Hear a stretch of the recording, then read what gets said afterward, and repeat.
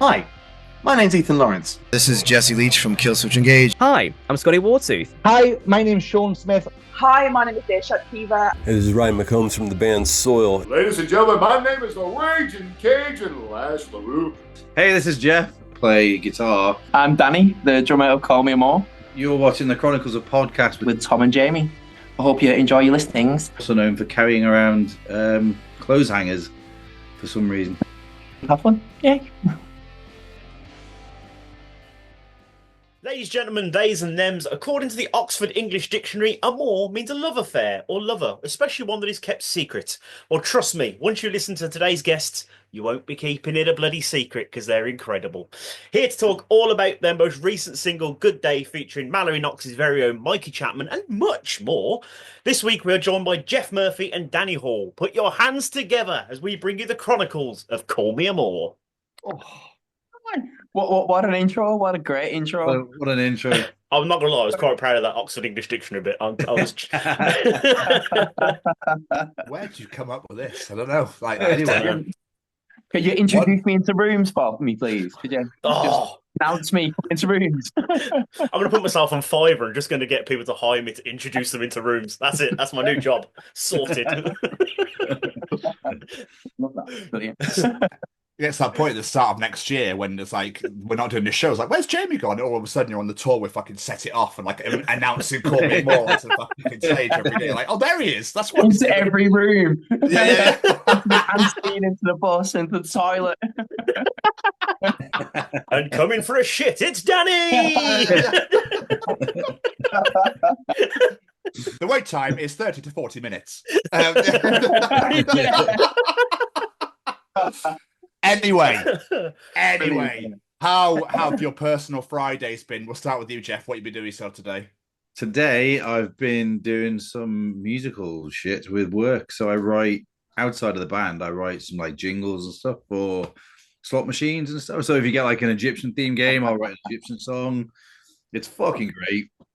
What a way to spend your day writing shit music. I wrote one today that was I played it to a few people at work and it was almost a rip-off of Thomas the Tank Engine, but I'm proud of that. Stellar. That's fucking stellar. Isn't it? What a Friday. I mean, I'll be honest with you, I was not expecting that to come out your face at all. That was not where I saw that going. How do you even land a job like that? Well, it's a couple of mates of mine that have set it up recently. So they went from one big business, which they made a load of money, and then they set this up, and they thought, I know, we'll get Geoff in to write some jingles and music. So gorgeous. Absolutely gorgeous. Yeah, dude, living the fucking dream. What about you, Danny? Oh, today, well, I've been more or less the same. But I don't do it for jingles. I don't do it. Making noise then. Has that been your day, is it? Yeah. Just writing tunes, to be honest, and making noise. Being a general bugger.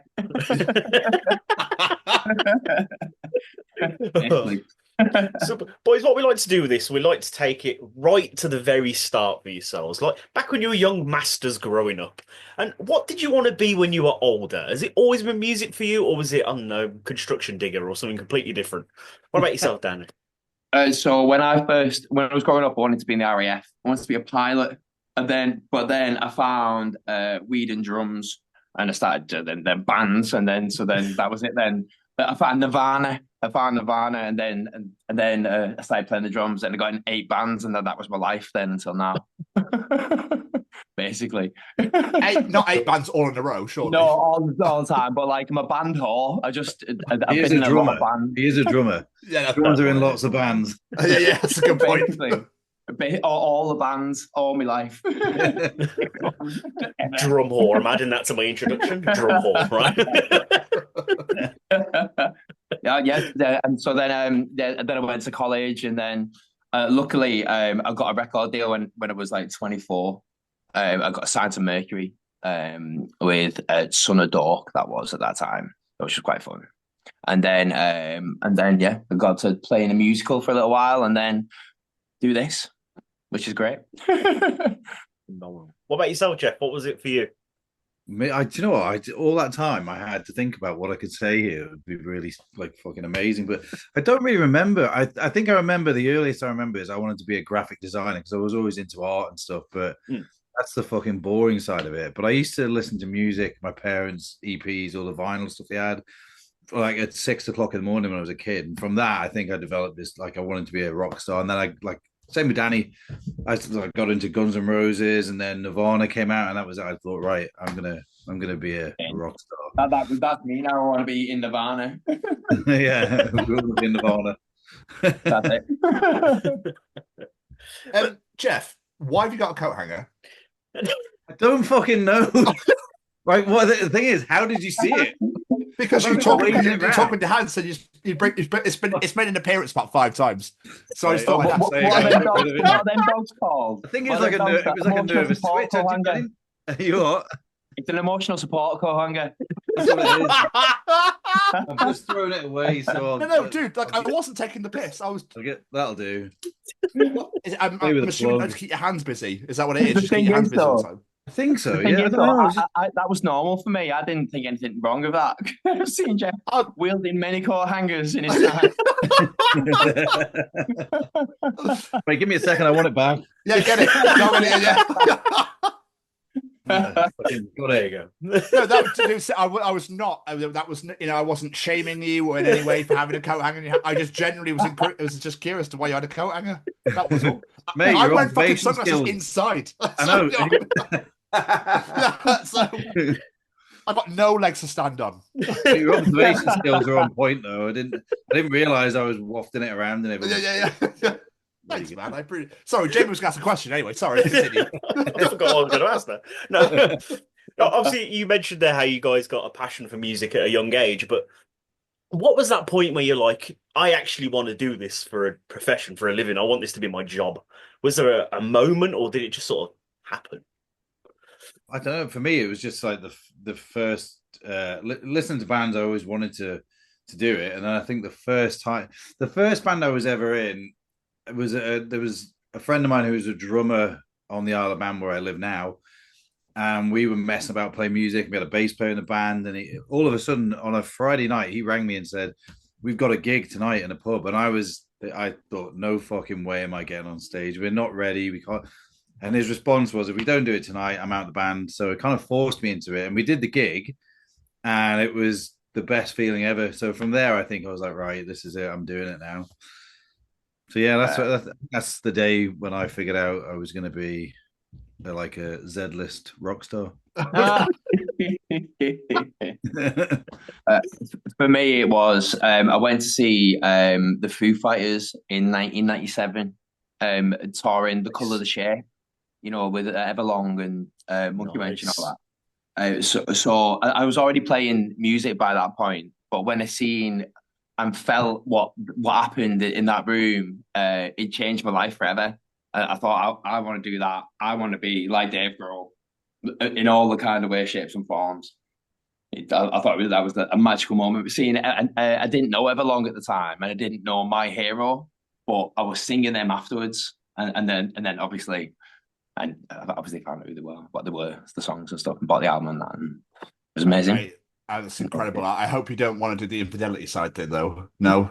Oh no, I'm not. Yeah, I was gonna say, yeah, like yeah. Or Dave Grohl in all shapes and forms until 2024. Well, I don't know. I might have kids out there yet. I don't know yet. Oh, Danny, I love it. Absolutely love it. Was there any influence from parents at all? Like, what were your parents into when you were growing up? My mum and dad were into Northern Soul. My stepdad in particular used to collect Northern Soul records. So there's a Wigan Casino documentary, and my stepdad was dancing on it. He does all the lino dancing and all the boogieing and that. Yeah, man. So he used to literally drill Northern Soul records into me when I was a kid. He used to sit there for hours. It was in hindsight, it was absolutely brilliant. But at the time, he was just a bit pissed and going on one. I was just like, fucking hell, Dad, I've listened to this record 4 times now. I mean, how did you get from Northern Soul? I heard it but in hindsight, like it was amazing. It gave me like a good analytical eye of music and a good understanding of groove and funk. So How did you get from Northern Soul to Napalm Death? as a rebellion, as a No, I was gonna say. I love Cannibal Corpse and Morbid Angel, anal cunt and all that. Like,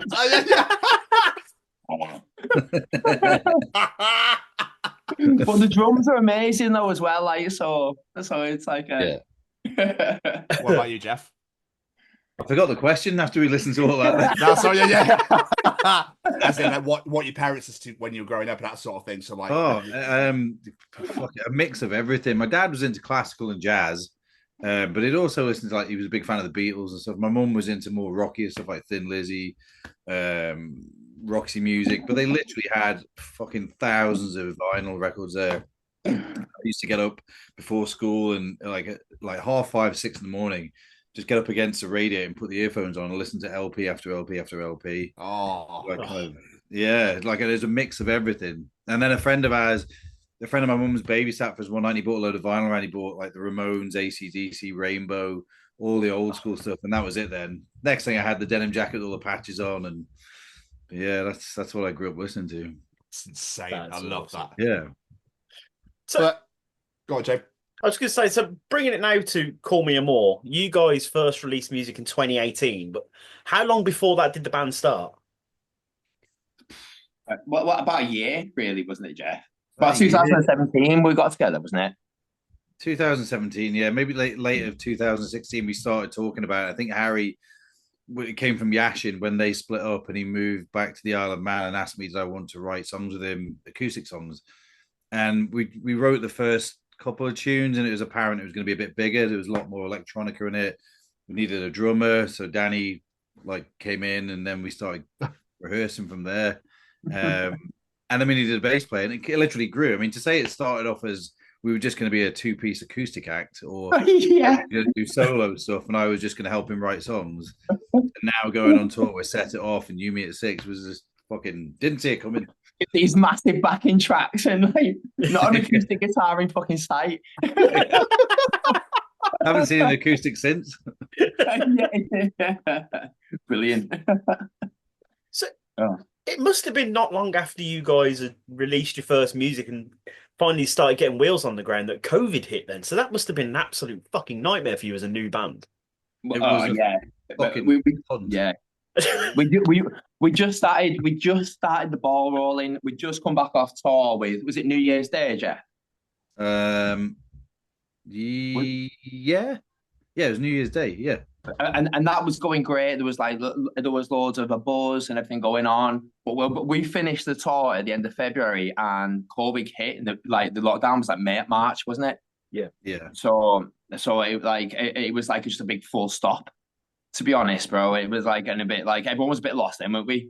We just had to sit inside and twiddle our thumbs ages. I had it in my head that it was going to be a 3-month, 4-month break at best. Yeah. 2 years later, we were still fucking stuck. Or a year and a half later. So, yeah, well, you were on the island, aren't you? So wasn't that it was quite strict on the island at one point, wasn't it? But it was quite lucky. Nobody was allowed in and nobody was allowed out. So it was we just stuck on this little rock in the middle. It was like Alcatraz. You couldn't go fucking anywhere. Yeah, but it was good. It was good in some ways because they opened up a bit sooner than the UK did mainland. So, we got to go out and we got to go to pubs a bit earlier than everyone else, but we still couldn't do anything with the band. But that was one of the of course. It feels so long ago now. It does, doesn't it? It's surreal that it happened.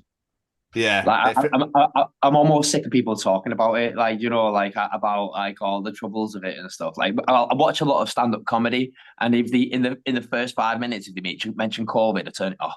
I'm like, really? Oh. Yeah. It bores me. I'm over it now. I regret mentioning it now. Sorry, I was just gonna say, how rude. Where's Danny gone? He's fucked off. Okay. I thought I had a job there. I've ruined it. A question I love to ask all bands because I'm more interested in what came first. The name, Call Me Amour. Where did that come from? But what did you have originally? Fuck, I don't know. I don't think there was an original. We didn't have any other names other than Call Me Amour. Yeah, luckily, out of names, like of all the bands I've ever been with, this has been kind of quite the easiest one that's been there, to be honest. Harry was quite had a vision, didn't he, with it, to be fair? Yeah, he was already locked in with Call Me Amour. I think it was to do with his mother's an English professor in Florida, where Harry's from.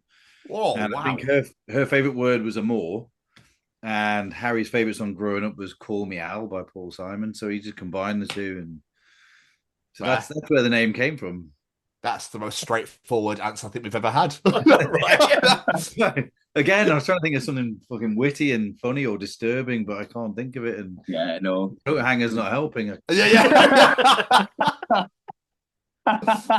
Because I always love it, like finding out what normally what bands come up with first. But I don't think we've ever had a band and go, yeah, there you go, that was it. Cheers, then. Next. We're boring pricks, really, aren't we? No, not at all, Geoff. We had the coat hanger on an interview before, so you know. It'll catch on, tell you. So you obviously said that Harry's from Florida and you're from the Isle of Man. So how did you two meet in the first place in order to put this together? Well, I'm not from the Isle of Man. I moved here when I was young, okay. Not young, but younger. But Harry moved here when he was a kid, I think. I remember seeing Harry play acoustic guitar in a pub when he was like 13, 14, something like that. And it was obvious then that he had something. But yeah, we were both in separate bands on the Isle of Man as he was growing up and I was growing up, and he used to sort of come and watch our bands, he'd go and watch his band. And we became mates. And then I think he joined Yashin not long after we'd become friends. And he disappeared. He wasn't on the Isle of Man. He lived in Glasgow for a while. Then he moved to London.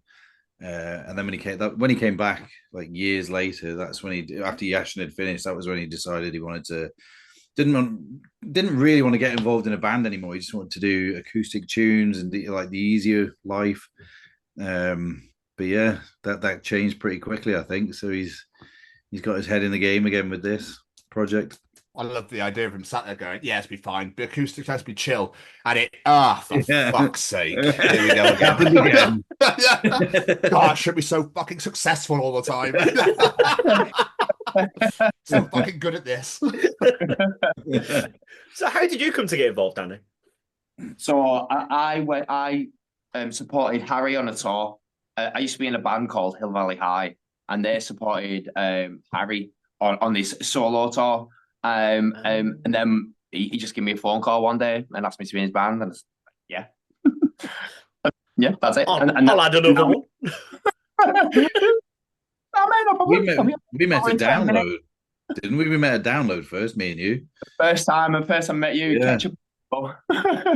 Ketchup and mayo, that was it. That's what I was our nicknames at the time because nobody could remember our names. So no, because they said the names, but we were a bit drunk at the time, and we couldn't remember. So there was a friend of ours called Kit, and his name was Ketchup, and Geoff was Mayo because it didn't hear Geoff's name in the first place, so he was just Mayo. So Ketchup and Mayo. Someone shouted, "Kit, Geoff, come over here," and all they heard was "Ketchup, come here." Was someone hungry at the time? I think someone was definitely drunk or high. Yeah, and that's the first time I ever met Geoff. Yeah, that was a crazy weekend. That was a crazy weekend. That. And the rest is fucking history. Yeah. Lyrics wise, are they personal, story based, political? Like, what sort of themes do you like to go for within the band? It seems to be a lot of it's quite dark. I think it's not political in any way. We've got a really dark one. That's got a really weird theme, which is dead cool. With what? Chasing bugs. Oh, chasing bugs. Yes, but that's it's not political. It's about that's about like I don't know why we wrote this. I just found it a fascinating story, but it was about a group of people that actively look for AIDS to be infected with AIDS. Oh yeah, I've heard of these. And they're called bug chasers, I think. Yeah. And certain people have got a high, I don't know what it's called, like a virile content of AIDS in them or whatever, or high toxicity level. And they're like kingpins. Everyone's after them. They're like, oh, we've got to go to this guy. He's got super AIDS. We'll have him. What the fuck? Exactly. Fucking weird, right? That's why we thought it would be a great song. It's like they're looking for some sort of shit superpower. Yeah. Super AIDS. God, you're a fucking wank superior, mate.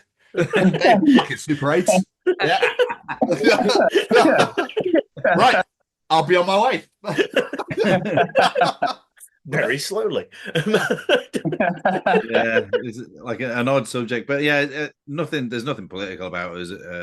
No, a lot of it. Harry's got a lot of like personal sort of story to tell, and I don't really know.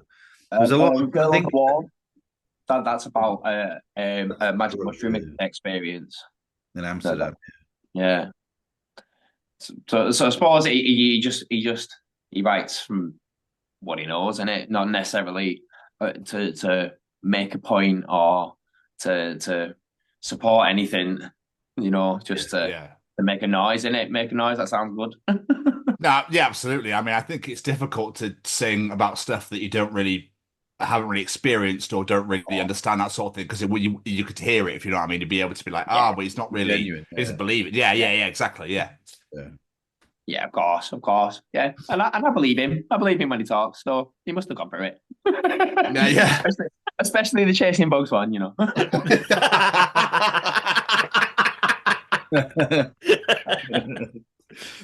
We won't send him this clip. It's fine. I don't mean that, Harry, mate. I'm only.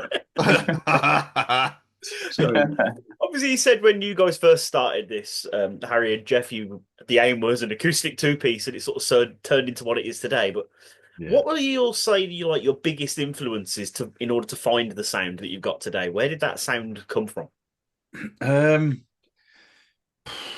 I think we didn't want to do straight out rock or grunge. Mine and Harry's influences were quite different, what he was into and what I was into. But we did find like a happy medium. We wanted to be a little bit more electronica. I'm not saying that was groundbreaking or new, but we wanted to add that into it. And Harry at the time and myself, we more so Harry was a big fan of drum and bass.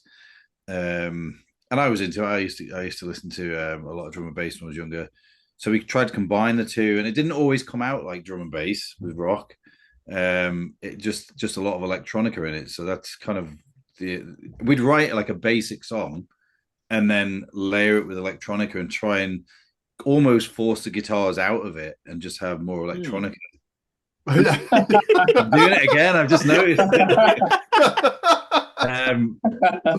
But then I think slowly after doing so many live shows, we've kind of not gone back on the electronica side of it, but we brought the guitars back more because we want to be more of a live rock band with elements of electronica in it, whereas before the focus was on being more electronica. So that's how we got to this stage, I think. Yeah. That's the thing with time, isn't it? It's like you do that first couple of releases, you're like, no, we're going to tweak this, we're going to change this, we're going to make this a bit different. And eventually over time, you're like, this is our sound. This is you us. find it pretty quick. Yeah, I think we found it definitely on the last EP we recorded. We got there. Still elements of electronica in it, but mainly like a guitar-driven rock band, I suppose. Yeah. But considering you're like setting up to release your second EP, you've achieved some incredible things, like sold out headline London show, headline tours in Mallory Knox, You Me at 6, all this sort of. How did this happen so quickly? Like, did something just click, or was it just keep chugging away? A certain song hit? What was it? 100% like chugging away at it, I think. It's the old cliche of keep at it, keep doing it, keep hitting the same places or keep pushing yourself. So it was definitely that side of it. We kept pushing ourselves, but I don't really know how we managed to get here this quick. I mean, hopefully it's because we've got some good songs. We're a good live band, but I don't know. Just hard work and perseverance, and obviously Harry's got some contacts as well that you could bring in, and we've got some friends on the way from when we started up, like obviously Mikey Chapman from Mallory Knox, and it's good to know them people because they're always there for advice and sort of what you should be doing to achieve a certain. And not everyone's got that, all the bands that just start, they don't have someone like that to say, don't do this. And obviously Harry's been through it before with Yashin, so that side of it helped a lot, I think. But obviously, you've got a self-titled EP coming out soon. Obviously, Good Day with Mikey came out last month, I believe it was, start of October. Yeah. Oh, yeah. I couldn't find a release date. Do you have a release date for it yet? No. No. That'd be why I didn't find anything. I like to scour the internet. Yeah, I had the same thing as like they've either not announced the date or I'm just really shit at Google because I couldn't find anything either. No, we haven't. You're safe there. We haven't sorted anything out yet. We are in the process of sorting that. So, but are you excited for it to come out? Second EP? Yeah, I am excited and nervous. Well, some people say you should be nervous about it, but I mean, I'm just excited about it because I think I'm confident that it's good. So I'm excited to do this one and then do the next one and then do the next one and then do the next one and see what happens. Are you enjoying life in Call Me Amour right now, Danny? I take it, yeah. I enjoy life all the time, bro. All the time, man. Love it. You never see Danny miserable. You never see him unless he's hungry. Or he's run out of weed. That's another time I might see him a bit miserable. High Hall. That is my life, though. That is my life right there. Obviously, you've just released 3 singles. Like, how do you know what you want to release as the singles? Like, how do you go? Oh, well, we'll put this one out first. Because you've got Happy Hell, you've got Bloom, and then if you've got Good Day with Mikey. Like, how would you know what ones you want to drop and when you're going to drop them? Like the order of it, that sort of thing. And have they been well received? So as for order, I suppose it goes on which ones we think are the strongest when we've come out of the studio, when we've done it. Because sometimes we go in with one idea, but a different one turns out to be the stronger one, So usually it's quite apparent which ones are the stronger ones on which messages that we want to send, So, yeah, but what's the second part of the question? What was the second part you said? Have they been well received? Like, have fans been enjoying them? So, especially Good Day. Good Day has gone down like, I don't know, like a right good. I was trying to think of an analogy then, but I'll I was waiting for it. It's caking something. Caking someone that's hungry. It'd be gone quick. But, no, it's going down really well. Really well. I'm really happy and surprised how it's all going.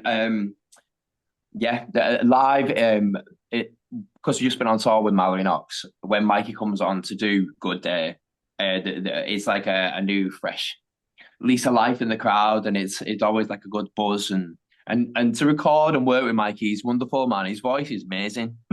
His voice is literally phenomenal, and he's got like a good work ethic and stuff like so. It's really cool to work with him and stuff. And yeah, everyone. I'm just blabbering on that, but it's going well. Good. We like it when you blabber. Don't worry, blabber on, Danny. It's what we love. Mate, I'll show you all my secrets, bro, if I carry on. Self-becoming a therapy session. Talented, don't leave me silent, man. I'll just go for it.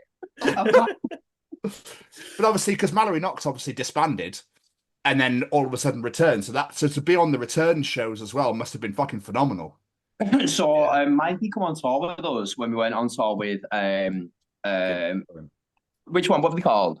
Against the Current or You Me at 6? I can't remember. Against the Current it was. I remember talking to him then, like, cause he missed it because he come on tour with us and he got in the band atmosphere and with all the stuff and like we was chatting to him and he missed it. And then the next thing I knew is that Mallory Knox got together and they were doing stuff. So like I think being on the road with us helped him miss it more and want to get back into it.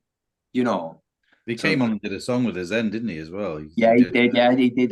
He sang. He did Lena Drake spot, which I think that kick, it was a kickstart for him. I don't know, like when he got back from that tour, whether there was talks already happening or whatever. But yeah, it's great to see him, man. Because like having conversation with him, like then he was missing it, and now to see him doing it, I'm like, oh yeah, he's like my little brother. He's like, oh great, bro. So what we're taking from this is it's thanks to Call Me Amour that Mallory Knox got back together. Wow, So it's oh my all God, your yeah, credit. That's it's where all it me. is.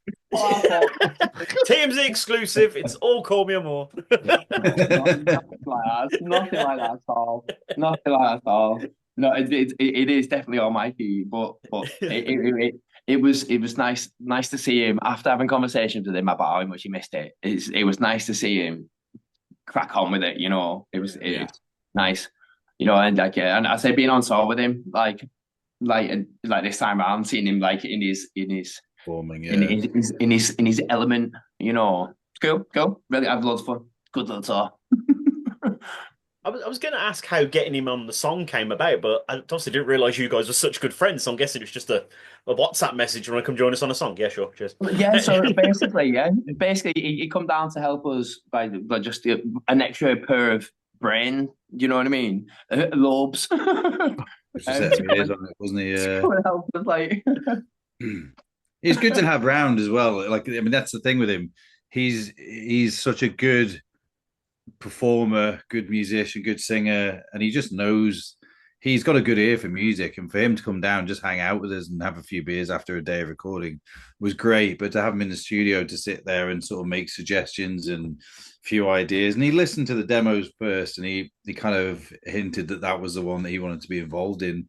So yeah, it just grew from there, and it's great. Like Danny says, having him there to do it, live when we're playing, he comes on behind it's great because the crowd lifts, and for a few dates I thought they were fucking cheering me on.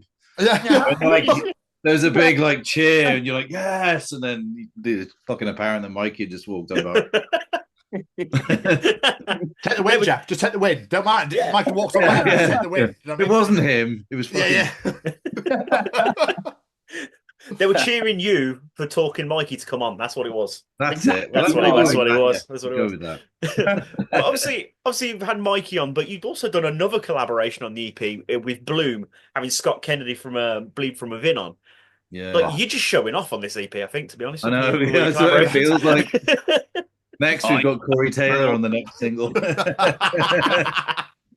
Minogue after that. But yeah, his voice is brutal, though. Absolutely brutal. It's amazing. We met him, but Harry knows him from quite a while, from Yashin days, whatever. And Scotland, they're all from up there, the Highlands. So they all kind of know each other. You see, and I think did we have a chat to him on one of the tours, Geoff? We met him in the Cat House after one of the gigs. That Lee guy, that actor, Lee guy, the little guy. Oh, I can't remember what his name is. He's an animal, that guy, isn't he? Yeah, he is. Yeah, he'll drink all your drinks. The Joker, the little guy. From the Joker. Lee Gill. Gill. Yeah. So him and Scott came back to the tour bus, and we just pretty much drank everything that was there on the bus, and we'd listened to some of the music, obviously, from them guys, Bleed from Within before, and we always wanted a part in this song in Bloom that was going to be like a raw sort of powerful voice, and he just stood out head and shoulders above everyone. So I'm so grateful that he said he agreed to do it. Yeah, because we're quite far from them, because they're brutal. You know what I mean? We're just teetering on it, like we're just like, oh, can we be a little bit heavy, please? I want you to do that voice on the next single. But I don't know how much of this we could talk about, but I'm just curious to ask this question. Does this mean it's an album coming? Ooh. Well, like nowadays, our album's worth it, mate. This is a very good question, because that was be my next point with the Spotify generation, because obviously they smash things out and go, cool, next, smash that, cool, next. Like, you know, albums tend to be, I don't know, but would you not want your own like body of work where you spent years go, look what we've achieved in however many years it is, like I now have this a physical copy? Yeah, on a personal level, I think. Absolutely. I'd love that. But like as a business, like, because that's essentially what we are in it, that might not be worth it. So it might be just worth us like putting out EPs or small single runs or whatever forever, pathetically. But we could do like that. I'm just like theorizing, obviously, but it depends on how the world takes it. But it comes up, vinyl comes back with really small on vinyl. Do you know what I mean? That is in the pipeline, I think, the vinyl releases. I think that's why I mentioned it. Oh yeah. It's like you didn't know. We've had that before though, where artists have been on here and said, like, it's pointless making an album these days. We made this for us, so we could have a vinyl. Like, we made this for us, no other reason, because there's no point. Because, like you said, the music industry is so different now than it was 10, 20 years ago. Yeah, completely shocking, in fact. but it's also quite close. Like I've been doing this for ages now, and you still kind of see the same faces doing the same thing for years and years and years. Like, it's quite cool. It's quite cool, close, but hard. Yeah. But going back to the new EP, obviously you said you can't tell us when it's coming out because you don't even know yourselves yet. But how would you say this one compares to the Revolution EP if you were to put them together? We worked with two different people. The first we were at Audio. Is it Audio Sound or what do they call Audio? I can't remember the names of Joe and Sam Graves in York. We did a lot of our stuff with them, and they're great guys, great at their jobs. And then we just happened to, I don't know how we got introduced to George Parks at Vader Studios, is it? Vader, it's like after Darth Vader, isn't it? Right, yeah. So we got introduced to him. And again, the producers will throw a different light on, what you're trying to achieve. Whereas Joe and Sam would give us direction to sort of achieve the last EP. Or, they had input, minimum, but they had some input. And then George was quite hands on. He was really good at like suggestions, and we had Mikey with us as well. So it just, that's the main difference. We had a different set of ears involved that could sort of tell us, why don't you try this, or what about this? Little suggestions that worked out for the better, and it did shape our sound a little bit as well on this. I think that's why it sounds so not massively different, but I think it's definitely got a heavier edge to it. It's a bit more, I don't know, a thicker sound as well, less electronic, like I said before. Yeah, like leveling up. We're like it's like our progression. It's you can just obviously see our progression. Do you know what I mean? Is I think. I hope that the next lot of songs are going to be progression again, and like then we'll slot into what we feel is our niche, Like you're constantly evolving. Yeah. Because we don't really know, because we're trying to do this electronic thing. There's so many bits of influence we can take from everywhere. We could go literally anywhere with it, really. Like, and it's because we constantly could evolve. We could be like doing Gabba in like 15 years. Just creating your own genre. Do you know what I mean?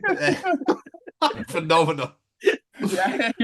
But like with the new EP, obviously, I know again we don't know the whole details of it, but like track listing wise, how do you know where you want to put which song? Like, does it alternate quite a lot? Like where you're going to put, like, because obviously you got to have like a banging opener that makes people go, fucking hell, here we go. Yeah. You know what I mean? So how do you decide on like track listing? I think that is pretty much it, especially for I always think like in terms of where your track listing goes, even with a set, you can decide on your first two songs. Obviously the first one's got to be a banger and it's got to kick straight into it. And then you decide what the last two are, because that's, again, it's got to be a banger. That's what you're leaving the crowd with. And then in between, you just kind of shuffle it. And you can't have like a slow song like right at the start or at the end. So that's kind of positioned in the middle to give us a break, I suppose. But that's how we do it live. And I think it kind of works in terms of writing a track listing for an EP as well, because people are listening to it. They want balls out straight away, and then maybe in the middle of it, a little bit of a softer touch, and then something to end it really big with again. It's a journey, isn't it? It's a journey. We're creating like we try and create an experience in it. So there's highs and lows, because when the highs are, we're rocking out, and the lows, we have a little rest minute. We can gather our strength again for the last bit. the last saw in it, you know. Do you all get involved in the decisions of it all then? Do you all get involved, like you all talk and decide, and then collaboratively go, there you go, that's done. Yeah. We all have our little inputs, we do. Yeah. Because one person might not think of what, like, so I need rests because I not need rest, but I need to be aware I'm knackered. Do you know what I mean? Yeah. You're full on smashing it, like. So I personally need to make it so there's ups and downs. So I have rest moments, rest songs, whatever. Like, so it's not all just like, ugh! Yeah. So curate it is the word I was looking for. But and Harry has certain things where like the vocals will work well together on the same key, and Geoff as well, like different tunings and songs and stuff. Yeah.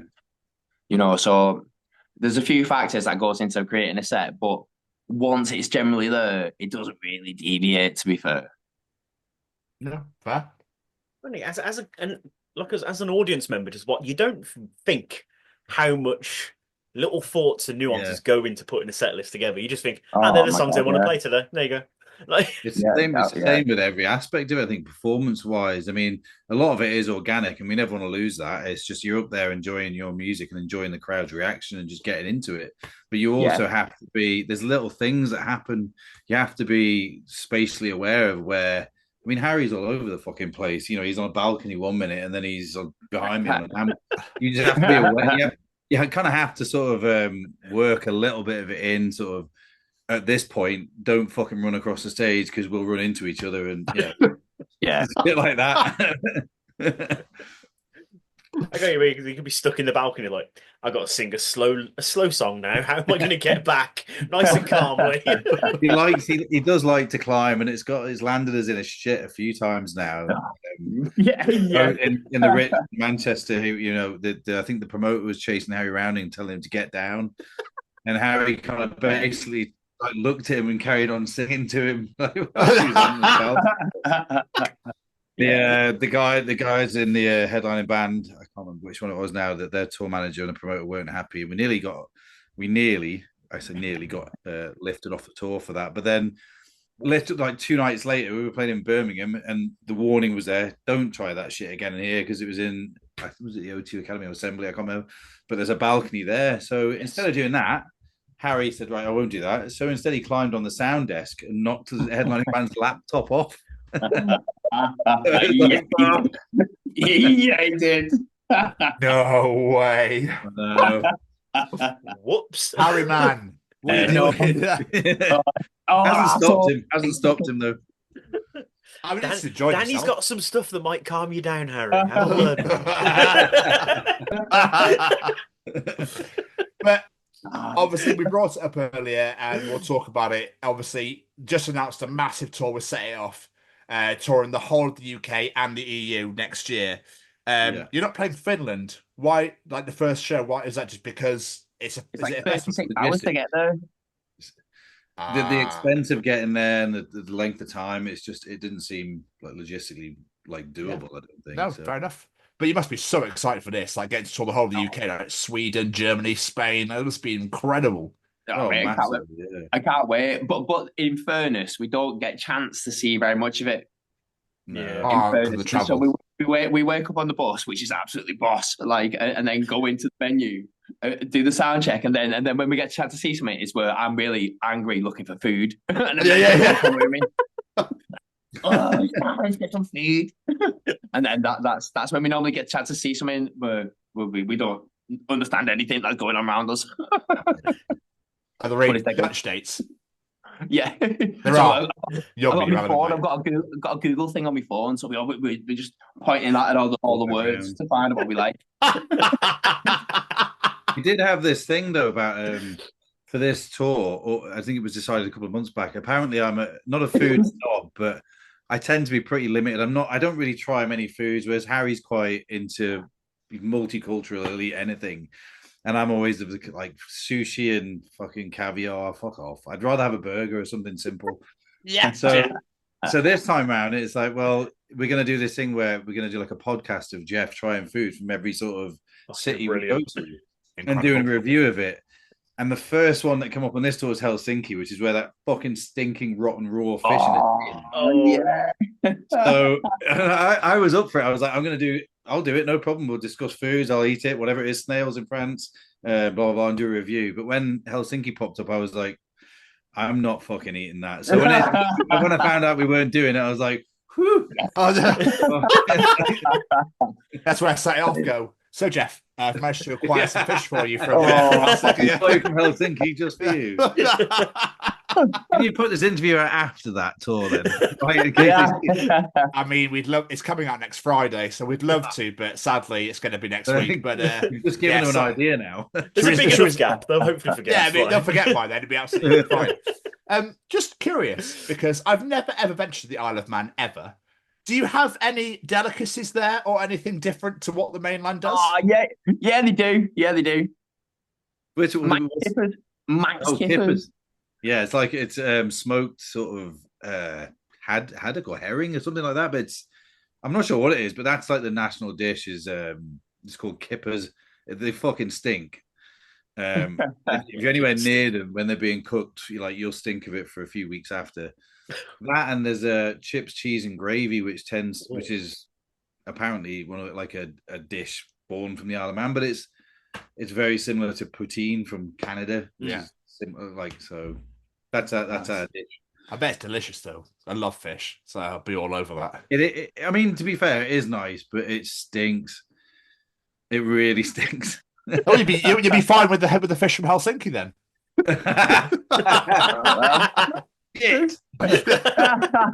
Sorry, mate. You really want me to eat this, don't you? I really do. I really want to see it. Especially if it happens, make sure you get a video of it. Yeah. Buzzing for that. Obviously, not long ago, the end of September, you did your first and only headline show of 2024. Sold out show, The Underground. It looked like an incredible... How was that night for you guys? Loads of fun. Loads of fun. Being the headline band, because we're used to being the support band. So people do stuff for us instead of us running around after other people. I was like, I'm quite used to this. It's all right, this. everyone's being nice to me because I'm a headline band. I like it. I've got time to explore the local delicacies. Oh, I'm in London. Yeah, McDonald's. McDonald's, yeah. It was fun. It was good. It was good to do the full production and full efforts, if you know what I mean. Not like a restrained effort because we're supporting someone. It was full efforts, so it was nice. It was good. Yeah, it was good about time.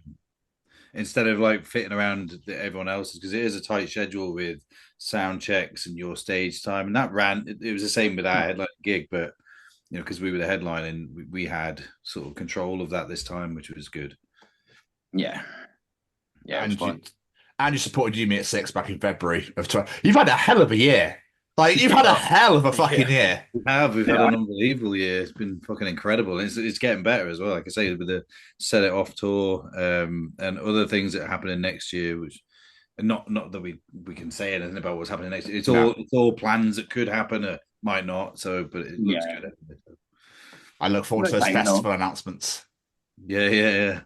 We'll keep everything across those festival. We'll keep our eyes peeled, shall we say, for those festival announcements. 100%. But a question I like to ask all bands, because I'm always intrigued by their answers, is music videos. I know they're not a massive thing so much anymore. But are you love them or hate them? Making, creating, that sort of thing. Love them or do you just nah, this generation doesn't like them anymore? They're fun to make, but they're also a necessity, a part of the package, aren't they? So you need to do them. So even if I hate to do them, I still do them, because it's a part of the job, innit, But just so happens it's really fun, and I get to be daft and get filmed. It is good fun to spend the day in the studio doing all that story thing, but it also you're playing along to a track, and they'll do fucking 10, 15 takes, and the guy behind the camera saying, "Give it everything, guys. This is just one take," but then you do it 15 times, and you're fucked by the end of it. Worst bangover ever. I thought I was going to end up in hospital. But good fun though. Yeah, it's fun getting pampered a little bit because, like, in between the takes, you get the makeup lady coming over and dabbing you down and you, wafting you. I don't find that good because last time we did it, the girl kept coming on and like powdering my eyes, and I was like conscious of it. Then I was like, do I look fucking knackered or? How old do I look? You know what I mean? Stop putting makeup on me. Are you trying to tell me something? Yeah, exactly. Just come out with it. Tell me. Sorry, Geoff. Could you just put this bag on your head, please, mate? Thank you. Why? Okay, obviously part of the scene. Yeah, no worries. But I mean, they were absolutely massive back in the day. What their music videos. I used to literally put a VHS tape in and record Scuzz and Kerrang and let the whole thing go through. Then every single day after school, I'd lay there and just play it every single day, just let it go. All the same. Unbelievable. Headbangers Ball and stuff like that. Do you remember the pit after Headbangers Ball? That was my favourite. When it was all the horrible death metal bands. Yeah. I love that one. That's my favourite. That's because Danny really wants to start a heavy, like, hardcore death metal band, don't you? I can just see it. I'm not good enough, mate. I'm too funky to be metally. I wish I could be metal. I wish I'm just funky by default. It just feels like too much effort to be that miserable. Carrying the junkets about, mate. Fucking hell, man. The junkets are massive. Imagine lugging them about, you know. Yeah. I went to see Cannibal Corpse a couple of weeks ago and I was like, damn, that's a big fucking drum kit. Like constant, like a drill for an hour. The impression's the best part about this. Do that one again, Danny. Yeah. I'm left to my own devices, and I'm in a room on my own talking to someone. So I'm going we should literally just turn that crank behind you, just keep turning it, and then just watch you go. Oh God! I just can't get over like Cannibal Corpse being described as being like a drill. That's really tickled me for some reason. Oh, you've lost me. Oh. Well, it's entertaining. That's all. A question just popped into my head. We were talking earlier about the collaborations on the new EP. Who is your like dream collaboration? Who's someone you'd absolutely love to get on one of your songs in the future? Yeah, bro. That was a quick answer. I was going to say me and you'd say the same thing, but I'd say Kurt Cobain, but it's not going to happen. Kurt Cobain, like I'd love to have him on there, but he'd probably be quite smelly by now. Oh, Grim. Oh, Danny. This is going to be heavily edited. This is. No, we don't. No, we don't. What is it? You said it. You're accountable. Danny wants smelly Kurt, and Geoff wants smelly fish. Oh no! Fucking phenomenal. So when you interviewed Call Me Amour, how much of the band did you talk about? Nothing. We talked about Dave Grohl, Kurt Cobain, and Fish.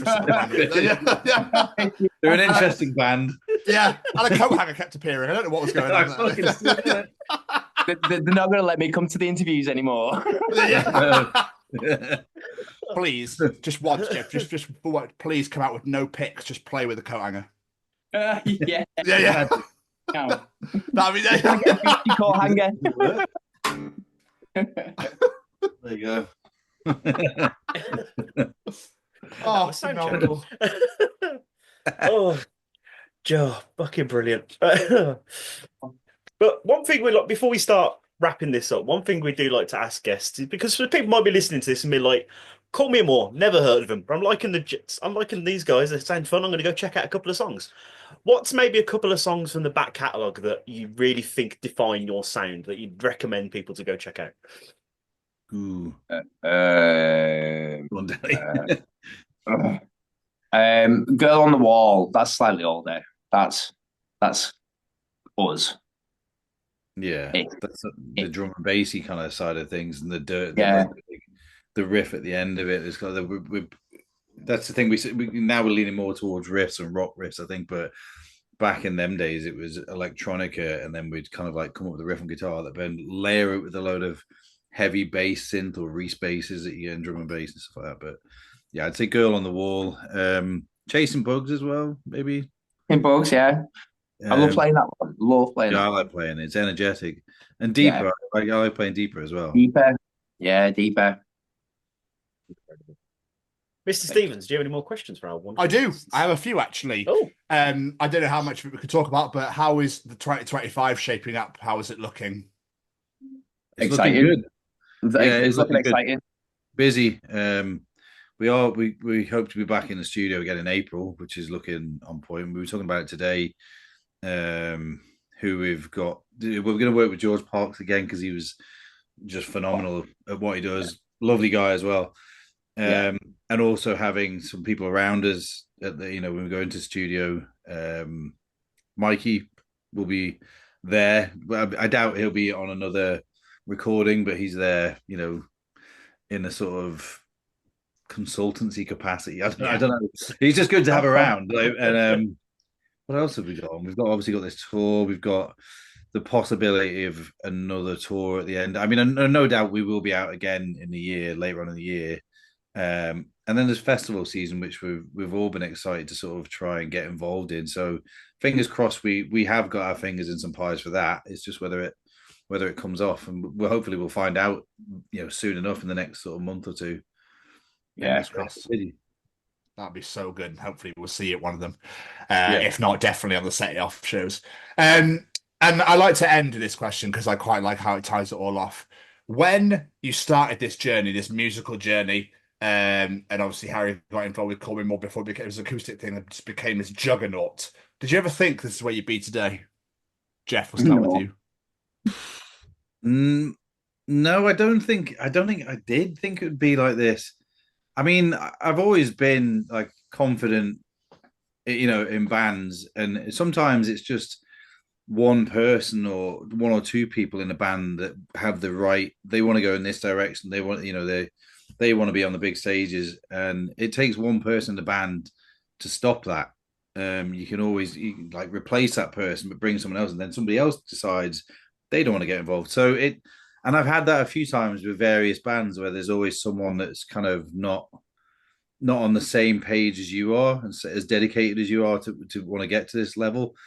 But with this band, it's been pretty consistent with the three of us, myself, Danny, and Harry. We're all in on it, in together. We'll all do what we can, work hard and push ourselves to do things, even when we shouldn't really be able to do them, but we'll keep doing it. So it's that I think that gives me confidence that we can go a lot further. But at the start, I was a bit like, oh, will it, made that first some other prick's going to come in and ruin it for us, aren't they? What about you, Danny? Right, the journey's been crazy. So the first gig we ever did, what we called? What was the band called? The band we supported? Yeah. Razorlight. So we our very first gig was supporting Razorlight in the Isle of Man, yeah. And that was probably the worst gig I've ever played in my entire life. Right. So at that moment, we didn't know what to do. But so from that moment to where we are now, I'm really proud of us. We've come a long way, and there's been a lot of things kicked at us, but we as a team we've overcome it, and I'm really happy to be with these boys where we are, and I'm excited to what noise we're going to make next. So as to the future, but the future's fucking bright, innit? Let's make some noise and drink some beers, cause some mischief, and fucking ADHD out in the corner somewhere else.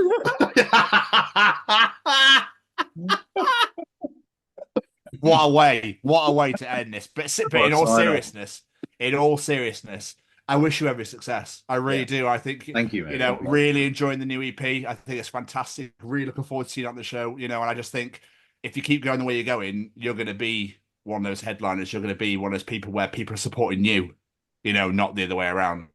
So I'm very excited to see where you all go. Thank you. Thank you very much. Thank you. Thank you. Thank you for the support and having us and taking the time to get to know us a bit. Like, thank Hands down the best interview, by the way. This is fucking great fun. Oh, shut up. Shut up. I bet you said to all the fucking interviewers. I don't. Hey, I've got a job interview coming out of this. I'm well happy. But seriously, though, Geoff, thank you very much. That means a lot to us. We really appreciate it. It's been so much fun chatting to you both and getting to know you and everything. It's been fucking brilliant. Cheers, Well, guys. Thank you. if you come to any dates on tour, let us come and see us. Like, we'll go for a beer somewhere. It'd be great to hang out with you. Let's do it. Absolutely Down for that, 100%. You may regret saying that, but absolutely down for it. Not at all. I'll regret it if you turn up with a fucking tin of stinking fucking fish. Danny, don't tell him. Don't tell him. Fuck it. I'm never meeting you, am I? We get security to pat us down for fish before we come in. No, but guys, before we let you go, plug social media websites. Where can people find you out in the world? Oh god, every most of the social medias, all the streaming sites, Apple, Spotify, Deezer. Our videos are on YouTube. Got our website, callmeamour.com. Pretty much everywhere. Just type the name in. We'll pop up everywhere. Yeah. That question's really redundant. I probably should drop it because everyone just type in Call Me Amour on Facebook. You'll find us. Google. Just do that. Just Google us. Sorted. Incredible. But seriously, and this has been an absolute fucking pleasure. Thank so you much so fun. much for spending your evening with us. We massively appreciate it. Have a glorious evening, whatever you're doing. And we look forward to seeing you out on the road very, very soon. Amazing. Thank you very much, guys. Thank you so much. Take care of yourselves. See you later. Bye-bye. Bye-bye. Bye-bye. Bye.